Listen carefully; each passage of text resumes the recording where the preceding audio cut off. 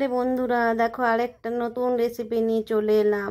দেখতে যেমন সুন্দর খেতেও তেমন দারুণ খেতে হয়েছিল। তো তাই তোমাদের সঙ্গে শেয়ার করছি নতুন একটা ডিশ। আমি বানাচ্ছি এটা পাস্তা দিয়ে। এটাকে পাস্তাও বলে অনেকে, ম্যাকারনিও বলে অনেকে।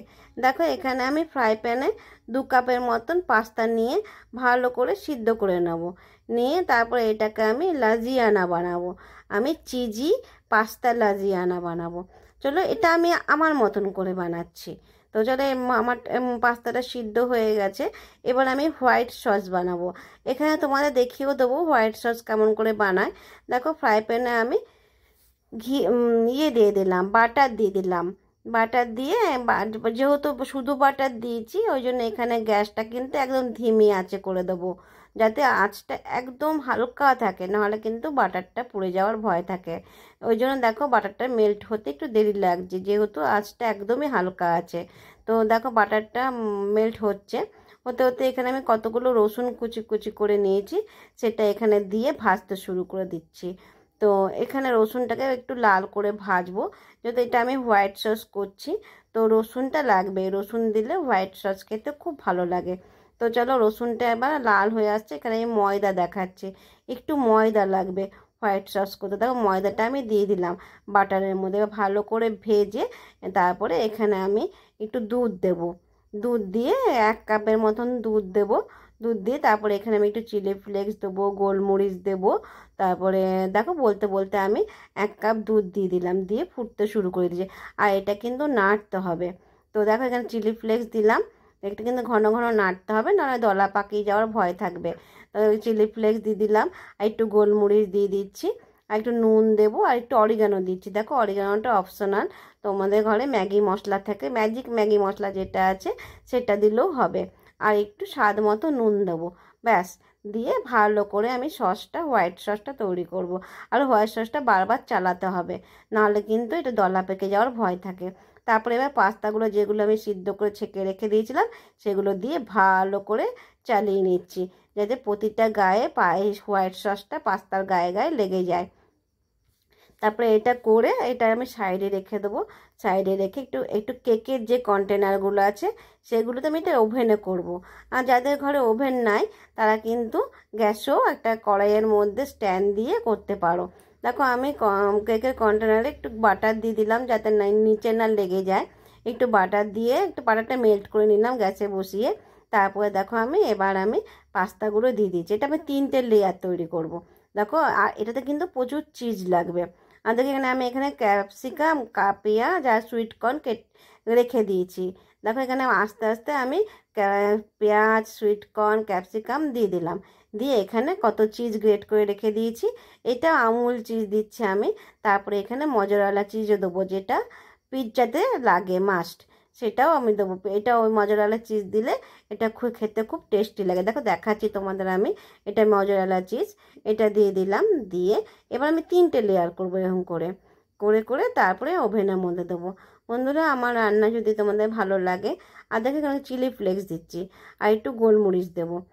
তোমাদের যদি আমার রান্না যদি ভালো লাগে তোমরা অবশ্যই লাইক করো, শেয়ার করো, আর কমেন্ট করে বলো আমার রান্না কেমন লাগে। আর তোমরা অবশ্যই ঘরে খেয়ে কমেন্ট করে বলবে কেমন লাগে, কেমন হয়েছিল রান্না। তো দেখো আমি বলতে বলতে আমার আরেকটা লেয়ার তৈরি করে দিচ্ছি। তো এটা একটু টাইম লাগে, কিন্তু খেতে খুব টেস্টি লাগে। আমাদের ঘরে যখন কেউ আসে গেস্ট, তখন কিন্তু আমি বানিয়ে খাওয়াই। তো ওদেরও খুব ভালো লাগে খেতে। আর আমার ছেলে তো খুবই ভালোবাসে, আমিও ভালোবাসি খেতে, এইসব খেতে আমিও খুব ভালোবাসি। তো মাঝে মাঝে করি আমি, তাই তোমাদের সঙ্গে শেয়ার করলাম। দেখবে করবে, বাচ্চারাও বেশ ইয়ামি ইয়ামি করে খাবে। তো এটাতে বিশেষ বিশেষ করে বাচ্চাদেরই। দেখো আমি লেয়ার তৈরি করতে তারপরে চিজ দিয়ে দিচ্ছি, আবার মজরেলা চিজ দিয়ে দিচ্ছি। এরকম করে 3টে লেয়ার তৈরি করব। করে তারপরে ওভেনে আমি 200 ডিগ্রিতে 17 মিনিট করব। তোমরা চাইলে গ্যাসে 20-25 মিনিট হালকা আছে করতে পারো। গ্যাসেও হয় এটা, কড়াইয়ের মধ্যে স্ট্যান্ড বসিয়ে তার উপরে কন্টেনারটা দিয়ে তারপর ঢাকা দিয়ে দিলেও হবে হালকা আছে। দেখো বলতে বলতে আমার কিন্তু সবগুলো দিয়ে দিলাম, যেমন সুইট কর্ন, পেঁয়াজ, ক্যাপসিকাম, তারপরে একটু চিলি ফ্লেক্স দিচ্ছি, আর একটু গোলমরিচের গুঁড়ো দিচ্ছি। এবার তার উপরে চিজ দেবো। এটা না দেখতে যেমন দেখতে সুন্দর লাগে, খেতেও তেমন দারুণ লাগে, দারুণ টেস্টি হয় এটা। আর দেখো এর উপরে একটু চিলি ফ্লেক্স দিয়ে দিলাম, একটু গোলমরিচ দিয়ে দিলাম, তারপরে দেখো চিজ গ্রেট করে দিচ্ছি, দিয়ে তারপরে এটা তো আমার শেষের পথে প্রায়। ওভেনে একটু দিলেই হয়ে যাবে, ওভেনে কিছুক্ষণ দিলেই আমার লাজিয়ানা তৈরি হয়ে যাবে। এটা কিন্তু আমি নিজের মন মতন করলাম, যে যেমন করে, কিন্তু আমি আমার নিজের আমি এরকম করেই করি লাজিয়ানা, তাই তোমাদের সঙ্গে শেয়ার করলাম। তোমরা কিন্তু বন্ধুরা অবশ্যই ঘরে বানিয়ে খেও, খুব সুন্দর খেতে লাগে, কিন্তু জিনিস একটু বেশি লাগে, এখানে চিজটা একটু বেশি লাগে, চিজ এটাতে বেশি না দিলে ভালো লাগে না। তো দেখো আমি চিজ দিয়ে দিচ্ছি উপর দিয়ে, দিয়ে এবার আমি ওভেনে দিয়ে দেবো। ব্যাস, তাহলেই আমার ম্যাকারনি বলো আর পাস্তাই বলো, তাহলে চিজি পাস্তা কি বলবো লাজিয়ানা আমার রেডি হয়ে যাবে। দেখো আমি দেখো কতটা করে চিজ দিচ্ছি, এটাতে কিন্তু চিজটা মাস্ট। দেখো না ওভেনে আমি দিয়েও দিয়েছি, দিয়ে দেখো আমার 17 মিনিট দিয়েছিলাম, সেখানে 13 মিনিট হয়েও গেল। আর দেখো 200 ডিগ্রিতে দিয়েছি। ব্যাস, আমার লাজিয়ানা তৈরি, রেডি খাওয়ার জন্য। কে কোথা থেকে আছো চলে আসো লাজিয়ানা খেতে ফোনে।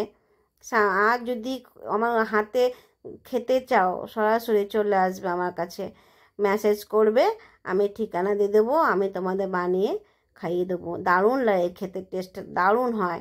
আর বন্ধুরা তোমরা আমাকে অনেক ভালোবাসা দিচ্ছ, সেই জন্য তোমাদের অসংখ্য লাখ লাখ কোটি কোটি ধন্যবাদ।